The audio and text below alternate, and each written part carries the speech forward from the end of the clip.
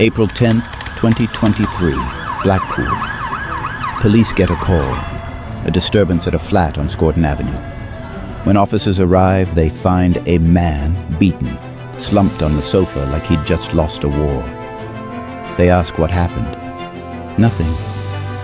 They offer an ambulance. He says no, so they leave. 2 hours later, that same man is in cardiac arrest, and by the time the ambulance reaches Blackpool Victoria Hospital, it's already over. His name was John Hutchinson, 44 years old, and the men who put him there, who beat him with a hammer, a metal bar, and a wooden pole, were already miles away, texting each other jokes. Welcome back to True Crime Page, where we dig beneath the surface of Britain's most dangerous underworld stories, the crimes built on greed, power, and secrets worth killing for. Tonight, we step into a case that didn't just claim a life. It ripped open the raw, unforgiving heart of Blackpool's drug trade, where one bold theft can turn a man into a target overnight, and revenge arrives armed and merciless. If you're new here and you're drawn to unfiltered true crime stories that refuse to fade into silence, subscribe, turn on notifications, and join a community committed to uncovering the cases others would rather forget. To understand how we got here, you need to understand the world John Hutchinson lived in. A world with its own rules, its own economy, and its own brutal version of justice. In any criminal ecosystem, there are roles: suppliers, distributors, street dealers, users. Most people have a rough sense of how that hierarchy works. But there's one role most people have never heard of, one that sits completely outside that structure: the drug taxer. A drug taxer doesn't sell, doesn't distribute. What they do is rob the people who do. They steal product, cash, supply from dealers who, by definition, cannot call the police. Think about what that means. When you rob a drug dealer, there's no report filed, no arrest, no court date. There is only one response: retaliation.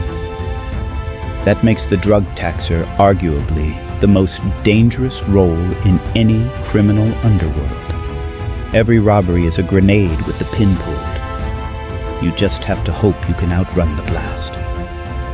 John Hutchinson had been doing this for years. He was a beloved dad, according to his family. He was a career criminal, according to the court. Both were true. On April 10th, 2023, he pulled the pin one final time. While most of Blackpool is still asleep, Hutchinson is already moving. 3 accomplices, at least one carrying a hammer. Their target, a house on Tarnbrook Drive. The man inside is Daniel Cunningham, 34 years old, mid-level cocaine supplier covering the Fylde Coast, Blackpool, Lytham, Fleetwood. His operation runs north through Merseyside, where his partner, Lee Clark, manages the incoming supply. Together they run a serious operation. What Hutchinson is about to take isn't small. The crew raids the house, threatens Cunningham's family, and leaves with a rucksack stuffed with blocks of cocaine, described in court as the size of house bricks, and up to £40,000 in cash. Then they disappear into the dark. Cunningham has one question: who did this? He works his contacts fast, and suspicion moves quickly toward one name: Darren McCabe, 47, Blackpool, a drug user in Cunningham's orbit, someone who'd bought crack from him not long before the robbery. When the finger points at him, McCabe panics. He denies everything, frantically, but denial isn't enough. Not when Cunningham is staring at him as the most likely suspect. So McCabe makes an offer. Let me find them. Let me prove I wasn't involved. Cunningham says yes. McCabe uses his contacts, his knowledge of where people hide in a tight community where everyone knows everyone's business. And he finds him. John Hutchinson, a rundown flat on Scorton Avenue, a small group of friends, and a stash of drugs. McCabe reports back, gives the address, the coordinates. The court would later call Darren McCabe in front of a jury, a spy, a traitor, a Judas. Whether he understood exactly what he'd just set in motion, only he can answer. What happened next was entirely predictable and entirely devastating. Cunningham has what he needs, a name, an address. Now he needs bodies. He doesn't go local. He goes straight to the top of his own operation. He messages Lee Clark. Clark, 33, Prescott, Merseyside, doesn't hesitate. No questions, no alternatives. He calls David Bond, 34, Netherton, Liverpool. 2 men, 1 car. A Ford Fiesta. Liverpool to Blackpool, 60 miles, over 100 miles an hour. And the whole time they're driving, the phones are going. Texts, calls, coordination in real time. Cunningham to Clark, Clark to Bond, McCabe in Blackpool, already watching, feeding information back. Every message logged, time-stamped, stored on devices that will later sit in front of a jury at Preston Crown Court. None of them seem to consider that. Meanwhile, on Scorton Avenue, John Hutchinson has no idea. He doesn't know his location was given up. Doesn't know 2 men just left Liverpool at criminal speed to find him. Doesn't know the man who sold him out is parked nearby, watching. He has hours left. He spends them completely unaware. 6:10 p.m. Clark and Bond arrive from Liverpool. McCabe stops the car near Scorton Avenue. He doesn't get out. His job is to watch, make sure no one leaves. He sits in the car and he waits. The other 3 go inside. No cameras, no neutral witnesses. What we know comes from forensic evidence, post-mortem findings, and the messages the attackers sent each other afterward. They are armed. A hammer, a metal bar, a wooden pole. The assault is immediate and severe. Hutchinson is struck repeatedly, stamped on, hit around the head. A neighbor hears it through the wall, shouting, banging, cries. They call 999. By the time police arrive, the 3 men are gone. And John Hutchinson is on the sofa. Alive, conscious, beaten, but alive. From the outside, that looks like survival. It isn't. Here's what you need to understand, because it explains everything that follows. The spleen is one of the body's most vascular organs. When it ruptures, the bleeding is internal, invisible. It doesn't pour out where anyone can see it. The person can remain upright, conscious, talking, while hemorrhaging inside. A ruptured spleen is survivable, but only with surgery, only if someone knows it's happening. From across a room, from a doorway, a person with a ruptured spleen can look like someone who took a bad beating and needs rest. They don't always look like someone who is dying. John Hutchinson's spleen had been ruptured by a hammer blow, a rib fractured. The internal bleeding had already begun. Nobody in that flat knew it. 7 p.m. officers arrive at Scorton Avenue. Broken windows, needles, pipes, bottles, a flat in obvious disarray. And on the sofa, John Hutchinson, cuts on his face, bruising, conscious but clearly not well. What happened? Nothing. Who did this? Nothing. The other occupants, not keen to speak. Not a single name, not a single description. This is the code, the one that runs through every closed criminal world in every city in the country. You don't talk to police. You don't make complaints. Whatever happened, you handle it yourself. Hutchinson has lived by that code his entire life. He isn't breaking it now. Officers offer an ambulance. He says no. Under English law, a conscious adult has the right to refuse medical treatment. Police cannot force care on someone who declines it. With no complaint, no cooperation, no grounds to act, They leave. Stay here for a moment. Why didn't he talk? Was it the code? Fear of what his attackers would do if he gave names? Pride? Or did he genuinely not know how badly he was hurt? Did he sit there telling himself he'd been through worse, while something inside him was already failing? We don't know. He never told anyone.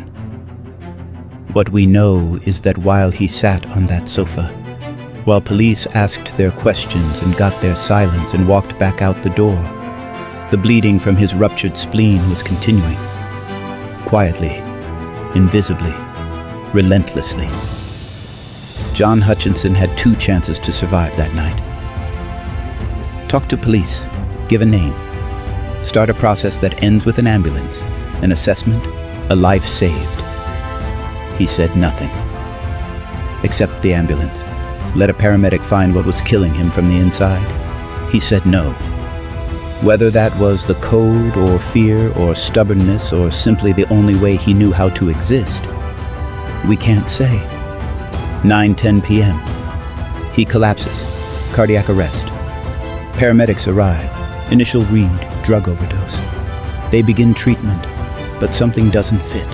When they look closer, they find what would have been found 2 hours ago if anyone had called. Trauma. Severe internal trauma. Not an overdose. A man who has been bleeding internally for 2 hours since a hammer connected with his abdomen in a cramped Blackpool flat. They call police back. Hutchinson is rushed to Blackpool Victoria Hospital. He doesn't make it. Cause of death, massive internal hemorrhage, the ruptured spleen, bleeding all along. Lancashire Police's Force Major Investigation Team takes the case. And almost immediately, they find something extraordinary. Not because it's hidden, because of how little effort was made to hide it. The 4 men responsible for John Hutchinson's death used their phones for everything. Before the attack, during the drive from Liverpool, when they were laughing about what they'd done.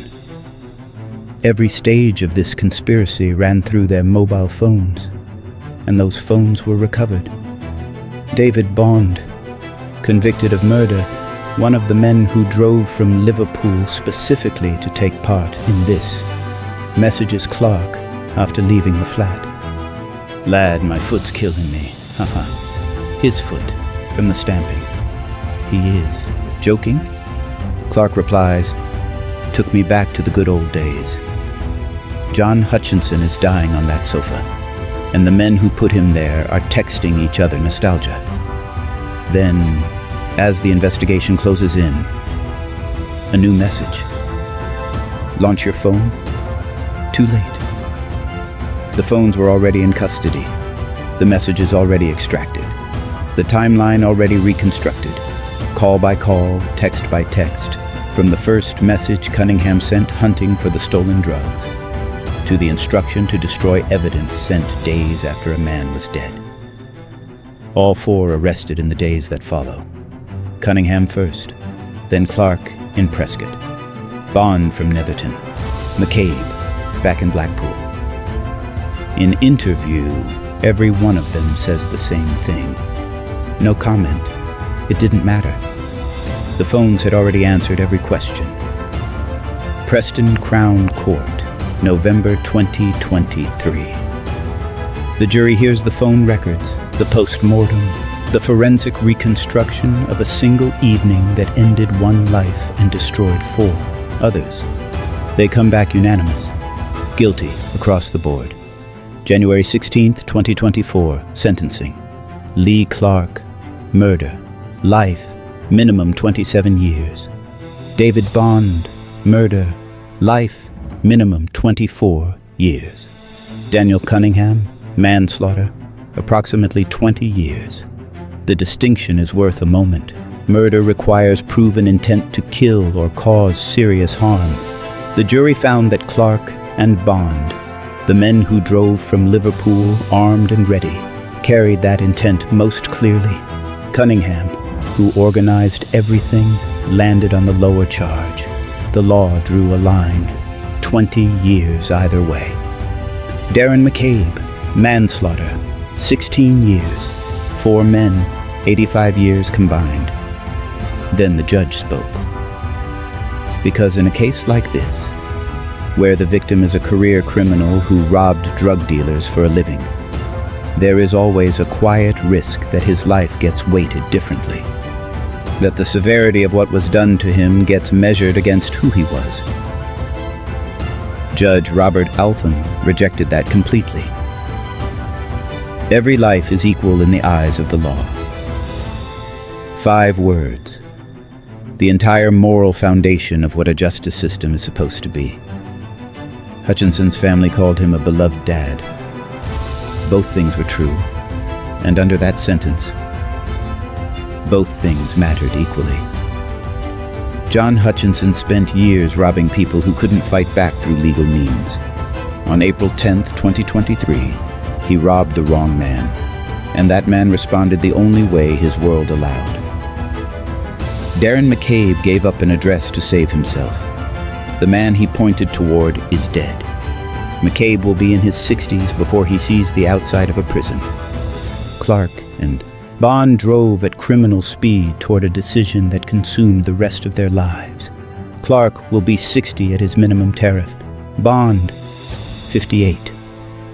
Cunningham, the man whose house was robbed, who started all of it, will spend the next 2 decades inside for a crime committed in his own name, in his own city, over his own drugs. No courts, no referees, just a theft, a phone call, and 4 men making choices in a matter of hours that no sentence could ever fully undo. And the deepest irony, the phones used to plan a murder are sitting in an evidence archive. They documented everything, saved everything, waited perfectly, patiently, for the people who knew how to read them. John Hutchinson didn't trust the police in life. In death, it was the evidence that trusted them instead.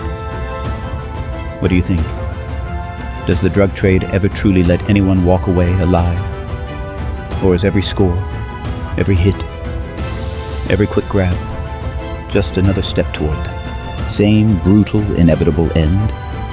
Drop your thoughts in the comments below.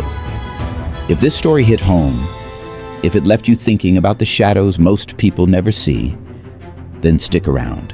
Hit that subscribe button right now. Turn on notifications so you never miss when we pull back the curtain on Britain's hidden underworld. Stories the headlines won't touch, cases they'd rather bury. Join the community already here. People who refuse to let these truths fade into silence. See you in the next one. Stay safe out there.